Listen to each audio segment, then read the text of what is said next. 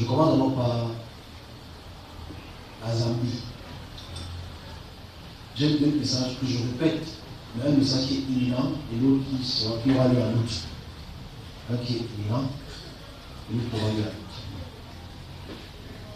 en août.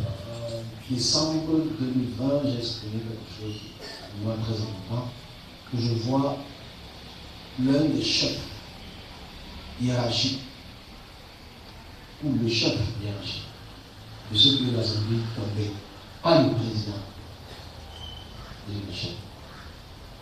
Une autorité très forte. Ça va faire un bien national dans le pays, la Zambie.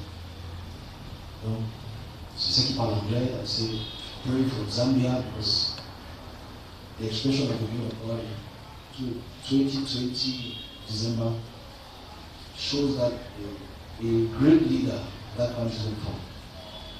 So my prayer not changing. Ma prière va rien changer, c'est un fait. On y est passé.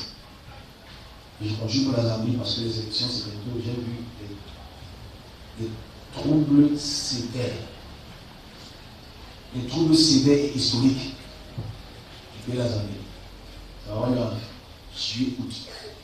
Il y a beaucoup de trucs que j'ai expliqué avant ça. Maintenant, je suis beaucoup plus dans le message de la personnalité qui meurt et tout. Et c'est pas, c'est quelque part.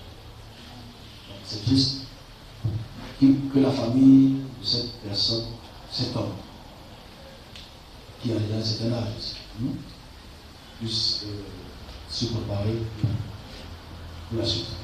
Et les élections aussi sont bonnes.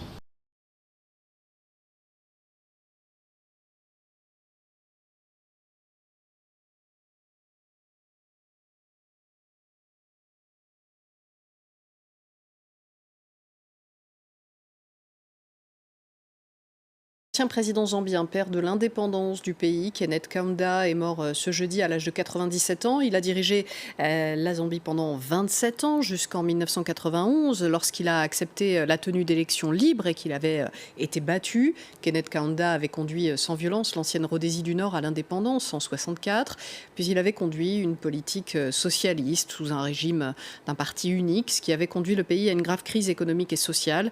L'actuel président lui a rendu hommage en regrettant la disparition d'une icône africaine.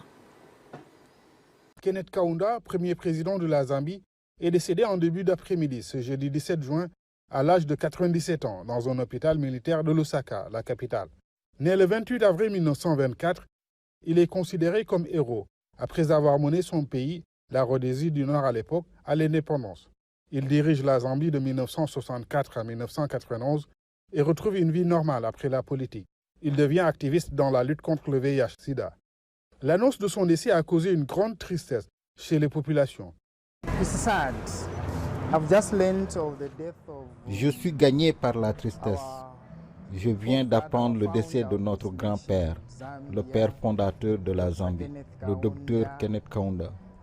Je ne pensais pas qu'une telle chose pouvait arriver en ce moment-ci.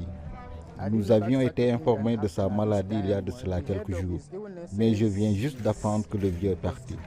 C'est triste et il va beaucoup manquer à ce pays. Il a apporté la paix dans ce pays et dans les pays voisins. Il leur a permis de se libérer des colonisateurs. Nous venons d'apprendre avec beaucoup de tristesse le décès du président Kenneth Kaunda. Comme vous le savez, c'était un grand défenseur de la démocratie. Sans lui, ce pays ne vivrait pas en démocratie. En plus de cela, c'est une personne qui s'est battue farouchement pour la libération de l'Afrique australe, notamment des pays comme la Namibie et l'Afrique du Sud. Il s'est vraiment battu pour libérer ces pays. L'ancien chef d'État zambien est décédé à 2 mois de l'élection présidentielle, prévue le 12 août. Sa posture d'ancien président lui confère de l'estime auprès de ses compatriotes, même dans les cercles de l'opposition et du pouvoir. On ne va jamais l'oublier. J'ai mal au cœur et je ne sais même pas quoi dire. Et je ne sais pas non plus ce qui va se passer après ça. Pour avoir été le père de cette nation, on aurait encore eu besoin de lui en perspective des prochaines élections pour son rôle de veille. Sur sa page Facebook, le président zambien Edgar Lungu a exprimé sa tristesse après le décès de Kenneth Kaunda. Il a décrété un deuil national de 21 jours en hommage à la mémoire du père de la nation.